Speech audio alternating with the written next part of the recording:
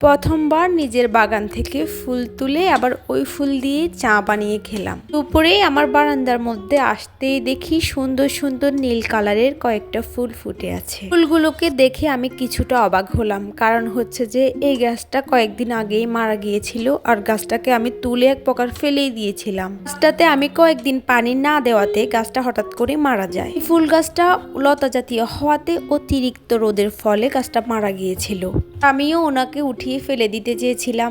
দেখেন গাছটার অবস্থা কেমন ছিল। যে এক প্রকার মানুষ বলে না, মরা গাছে ফুল ফুটার মতো সেম অবস্থা হয়েছে এটা। আমি কখনো ভাবিয়ে নাই আমার এই গাছটা আবার সুন্দর করে গ্রো করবে, সুন্দর করে ফুল ফুটবে। আমি এটাকে তুলে এক প্রকার ফেলেই দিয়েছিলাম। গাছটাকে আমি যখন তুলে বারান্দার এক কোণার মধ্যে রাখলাম, সাফিন কি করলো, ওই গাছের মধ্যে আবার পানি ঢেলে দিল। ইনশাআল্লাহ গাছটা আবার নতুন করে গ্রো করলো, গাছের মধ্যে ফুল ধরলো আর আমি ওই ফুল দিয়ে চা খাচ্ছি।